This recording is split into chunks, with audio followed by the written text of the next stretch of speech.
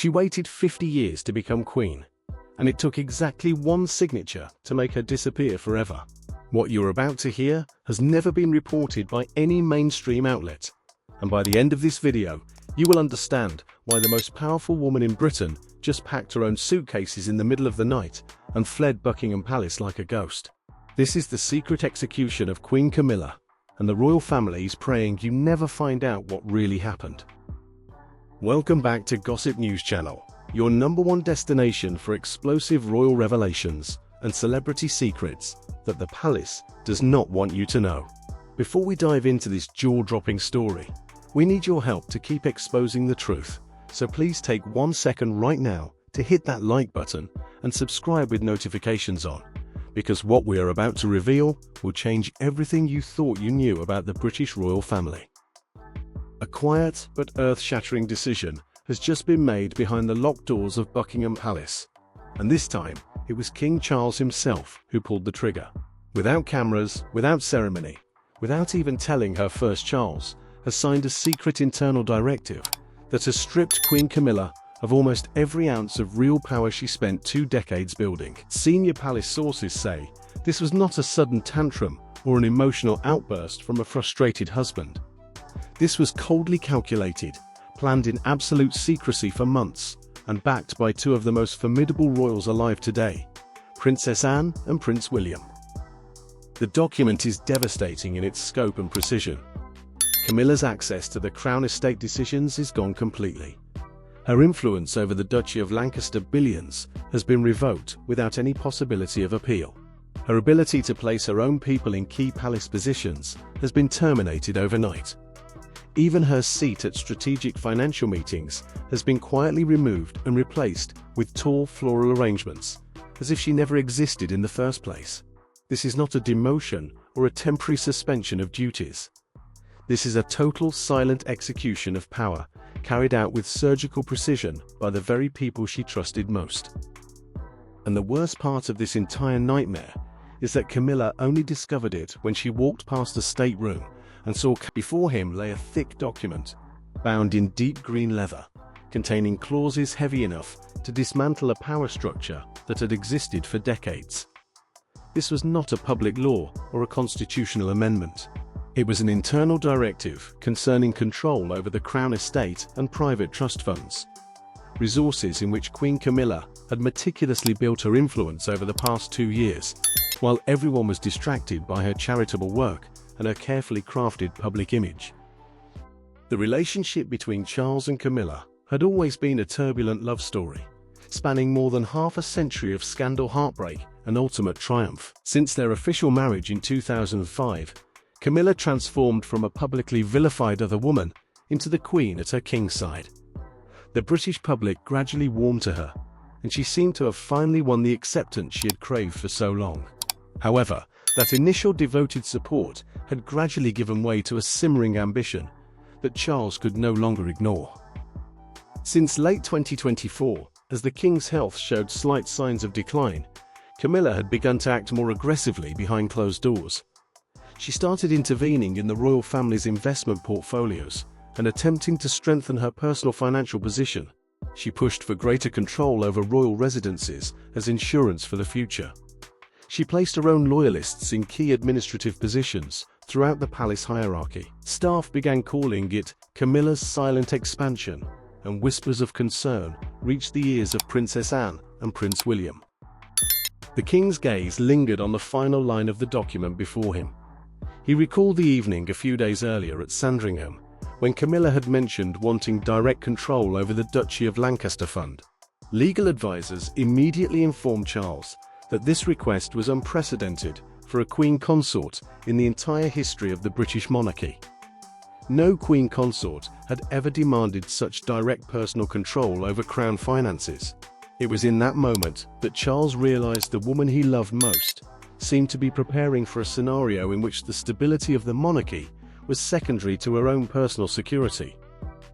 The king's slightly trembling hands glided lightly over the textured paper as memories flooded his mind. He could not help thinking of Elizabeth II, his mother, who had devoted her entire life to service above self. She had sacrificed personal happiness countless times for the sake of the institution.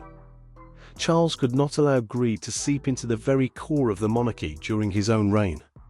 He had waited too long and sacrificed too much to watch everything crumble because of one woman's unchecked ambition. Private secretaries' reports had revealed nearby, standing discreetly behind a classic patterned screen, was Sir Edward the King's longest-serving advisor. He had been present witnessing this historic moment in the shadows, just as he had witnessed countless other pivotal moments in royal history. Edward adjusted his glasses slightly, his eyes sharp with the insight of a man who had spent his life extinguishing political fires before they could ignite. He understood that from this second onward, the palace would never be the same. Rumors would soon leak through the long corridors. Afternoon teas would overflow with suspicious whispers, and a silent power struggle would officially begin with Camilla on the losing side before she even knew the battle had started. The king laid down his pen, and the faint click echoed in the silent room like thunder in his mind. A sharp pain tightened in Charles's chest as the enormity of what he had just done washed over him. Betraying his loyal wife to protect the crown was an unbearably high price, but he knew he had no other choice. Camilla's selfishness had finally crossed the last boundary that a monarch could tolerate. He let out a soft sigh, his warm breath fogging the glass of the desk clock for a moment. Charles murmured that this was necessary, and his voice was so low it was almost like a passing breeze. The words were not only meant for Sir Edward, but seemed to be a quiet reassurance to his own tormented conscience. The ink had dried, the document was closed, and Queen Camilla's fate had been sealed on an unremarkable afternoon, without any glory signaling the beginning of an era of irreparable fractures beneath the perfect facade of the British royal family. The change did not arrive like a storm with thunder and lightning announcing its presence. Instead, it seeped through the walls of Buckingham Palace like spring dampness, slowly infiltrating and eroding foundations that had already begun to fracture. In the weeks leading up to that fateful signature, the atmosphere between King Charles and Queen Camilla had lost its usual harmony. The tension did not erupt in shouts or dramatic confrontations. It lingered in the long silences at the dining table, where the sharp clink of silverware against porcelain sounded like unspoken accusations hanging in the air. Camilla, with the sharp instincts of someone who had spent a lifetime navigating the maze of public opinion, began to sense resistance from her husband. Instead of the nods of in a quiet meeting in a small tea room, no documents or direct words were needed. The understanding between Anne and William was sealed with a slight nod and a steady gaze. William, who carried the weight of the monarchy's future on his shoulders, sensed the instability in his stepmother's actions. He saw not only personal greed, but the seeds of division that could undermine the stability his father and grandmother had worked so hard to build over decades. This difference in views on the limits of power had created a deep chasm that could not be bridged with polite conversation.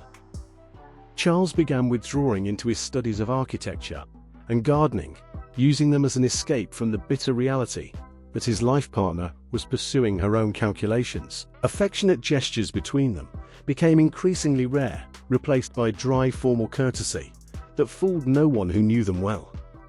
Every move Camilla made within the palace was now monitored by silent glances from advisors close to Anne and William, people who had begun quietly building an invisible defensive wall around the king to protect him from his own wife. The rift simmered like a fire burning unseen beneath glowing embers, waiting for the moment to consume everything. Camilla still maintained her polished smile before the cameras, playing the part of devoted queen consort to perfection. But the moment the door to her private chambers closed, exhaustion and irritation were clearly visible on her face. She felt power slipping through her fingers like fine sand, no matter how tightly she tried to grasp it. Each time she put forward a new proposal, Charles would look away, his hands clasped tightly together, in a sign of psychological defense she had never seen before in all their years together. Princess Anne stood silently one evening, watching Prince William's figure disappear after a closed-door meeting. The quiet space was filled only with the ticking of the antique clock, as if counting down to an inevitable collapse. Anne did not need to voice her concern, for everything had already been decided in the minds of those who carried Windsor blood. This imbalance had to be stopped, and they were prepared to do so, even if it meant severing the final threads connecting the king to the woman he had once cherished most. Silence enveloped the small meeting room tucked deep in the northern wing of Buckingham Palace. This was not a space for lavish banquets or glittering state dinners, but for the most pragmatic and ruthless decisions in royal history. Here, a small group of the monarchy's most powerful figures had gathered in absolute secrecy.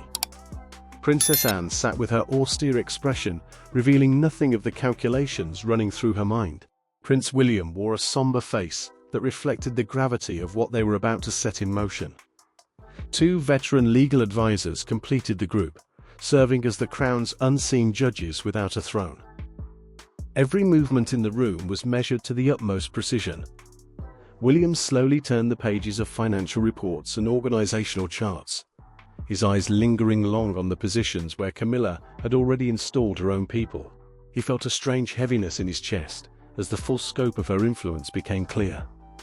It was not personal hatred driving him forward, but a heavy moral responsibility toward his grandmother's legacy. He realized that if they did not act now, the power structure his father held would be eroded by ambitions that did not belong to Windsor blood. The plan began to take shape in the form of carefully handwritten notes passed between the conspirators. Consensus was reached not through heated debate, but through nods of deep understanding among those who shared the same goal. A strategy of gradual erosion was drawn up with millimeter precision, leaving nothing to chance. They agreed that a direct confrontation with Camilla would only create unnecessary scandals in the press and give her the opportunity to play the victim. Instead, they chose to change things from within, using the very bureaucracy of the palace as their weapon. The core of the plan was a systematic restructuring of authority disguised as modernization. The departments Camilla controlled would gradually be merged into agencies under the supervision of William and Catherine. The strategic meetings where she had once been the center would be replaced by specialized working groups in which she no longer had a place. Each step was carefully disguised under the guise of modernization and optimizing the royal apparatus. Dry technical terms that carried destructive power against one individual's influence while appearing completely innocent to outside observers. The elderly advisor gently pushed the final draft toward William across the polished table. In it, the Queen's powers were strictly limited to charitable activities and purely ceremonial duties, completely stripping her of any ability to intervene in investment funds or high-level personnel appointments. William saw in it a calculated isolation designed to neutralize her without creating a public scandal. It was a golden cage where Camilla would still retain her title and outward glory, but be left entirely hollow of real power. The coldness of this plan lay in the fact that it left no trace of a coup or a power grab. It was like slowly draining the oxygen from a sealed room, where the target would not notice the change until they realized they could no longer breathe.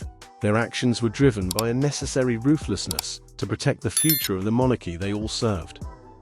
They silently promised themselves that this was the only way to salvage King Charles's reputation and prevent him from becoming a pawn in the hands of his ambitious wife. When the meeting ended, there was no sigh of relief or celebration of victory. William stood up and adjusted his collar, feeling the weight of betraying his father's small family, yet also a sense of calm from having fulfilled his duty to the nation. He looked out into the hallway, where the staff continued to move about quietly, completely unaware that a new page of history had just been written behind these closed doors. Power was not being overthrown by swords or spears or dramatic proclamations. It was being made to disappear quietly, elegantly and irreversibly through paperwork and procedure. The deep red carpeted corridors of Buckingham Palace had always harbored secrets passed down through generations. But never before had the silence felt so heavy and exclusionary toward Queen Camilla as it did in the weeks that followed. It all began with tiny ripples that seemed insignificant at first. The peak of her shock came when Camilla accidentally passed the state drawing room and saw William and Catherine sitting in discussion with representatives of the Crown estate. These were the very positions she had been fighting to dominate just weeks earlier. The sight of Catherine, with her confident posture and radiant smile, receiving the very documents Camilla had longed for felt like a knife piercing her pride. The transfer of power was happening so naturally that it was cruel in its efficiency. It did not look like a takeover, but rather like a necessary rearrangement of order that had always been inevitable. Camilla realized that the key positions and threads of influence she had meticulously knotted over many years were being systematically unraveled one by one. Her trusted allies within the palace were gradually being transferred or pushed into purely ceremonial roles stripped of real authority. In their place, younger dynamic faces, absolutely loyal to William, began filling the vacancies with eager efficiency.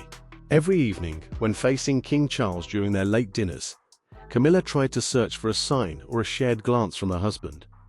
But the king maintained a frightening calm that revealed nothing. He spoke of the weather and forest conservation projects, but never once touched on the power shifts happening right under her nose.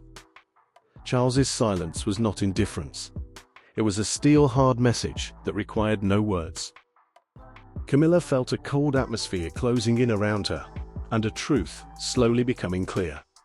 She was no longer his partner in governing the monarchy. She had been pushed to the sidelines, reduced to an unwilling spectator in the very drama she once believed she was writing. The feeling of betrayal mixed with fear of an uncertain future caused Camilla to crumble in silence. She realized her power was not being stripped away by a dramatic decree, but was dissolving like morning mist under sunlight, leaving no trace for her to grasp or fight against. This unexplained disappearance was the cruelest punishment for an ambition that had gone too far. Camilla's patience finally reached its breaking point on a late afternoon when the sunset painted the windows of Buckingham Palace a blazing red. The feeling of being pushed aside, the terrifying silence from the staff and the doors that slammed shut in her face had driven her into a state of extreme agitation. No longer able to maintain her usual aristocratic composure, she strode rapidly down the corridor, leading to the king's private study. The sharp click of her heels striking the wooden floor sounded like war drums announcing her approach. She pushed open the heavy oak double doors, without waiting for permission from the private secretary. Inside, King Charles sat motionless by the window, gazing out at the gardens below.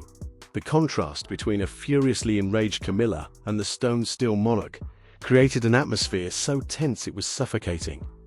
She stood there, her eyes burning with accusation, and demanding an explanation for the disappearance of the power she had worked so hard to build over 2 decades. Charles slowly turned his chair around to face her. His gaze no longer held the affection or indulgence it had carried for decades.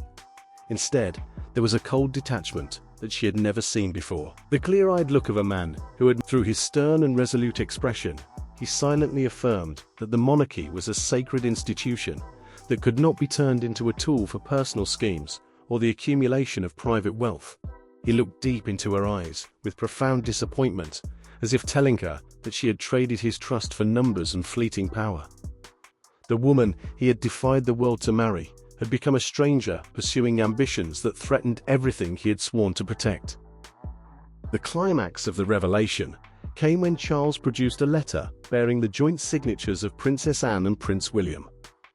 The moment she saw those 2 names side by side beneath the restructuring proposal, a cold shiver ran down Camilla's spine. She suddenly understood that she was not merely facing a dissatisfied husband, but an entire sophisticated defense system of the monarchy united against her. The isolation she had experienced over the past weeks was not a coincidence. It was a coordinated campaign, orchestrated by those protecting the future of the throne. This quiet revelation caused Camilla's shoulders to slump in defeat. The bitter truth became clear while she had been preoccupied with expanding her influence. Anne, with her iron discipline, and William, with his vision for succession, had quietly built a fortress to shield his father from manipulation. Together, they had formed a united front, a consensus that even the king could not and did not want to refuse. Blood had proven thicker than marriage vows, and the Windsor dynasty had closed ranks against her.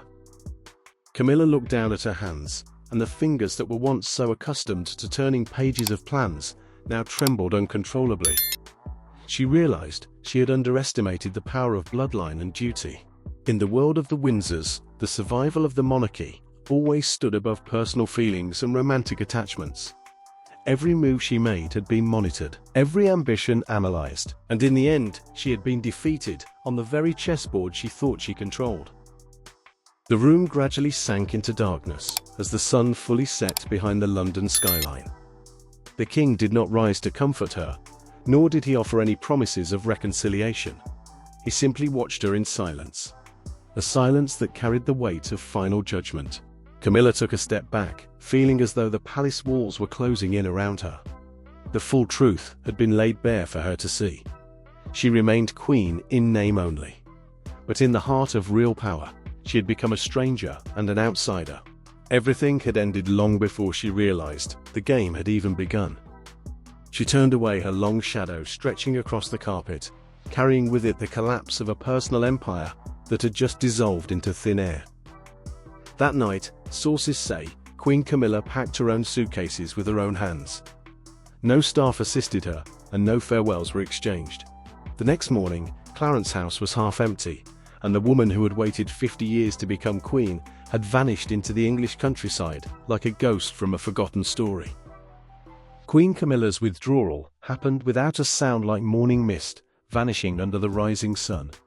After the stormy confrontation in the king's study, an absolute silence descended upon Clarence House. Expensive leather suitcases were packed quietly, without the usual assistance of a large team of attendants. She folded her silk gowns with her own hands, and the fingers that once wielded power now trembled as they touched the jewels, symbolizing her royal status. Objects that now felt strangely heavy and cold against her skin. Internal sources whispered that she had returned to her private home in Wiltshire, seeking solace in the solitude of the countryside gardens, far from the palace that had become her prison. Her absence beside King Charles at public events began to create a void that could not be concealed, no matter how carefully the palace managed the optics. At diplomatic receptions, the place once reserved for the Queen was now filled with tall floral arrangements, or the calm presence of Princess Anne, stepping in as if nothing had changed.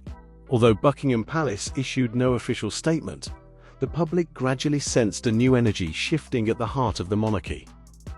While Camilla slowly faded into the shadows of deliberate oblivion, a new image was shining brightly at the center of the royal stage. Prince William and Princess Catherine began appearing far more frequently, exuding a calculated confidence and approachable warmth that captivated the public. Every step they took and every smile they offered served as a firm affirmation of continuity and stability. Catherine, dressed in elegant yet commanding attire, gradually took on the strategic patronages that Camilla had once desperately coveted. The transition was so smooth, it was almost cruel, making it easy for people to forget the woman who had occupied that position only months earlier. The spotlight of the monarchy had shifted permanently, and at a major commemorative ceremony at Westminster Abbey, the eyes of millions turned toward William and Catherine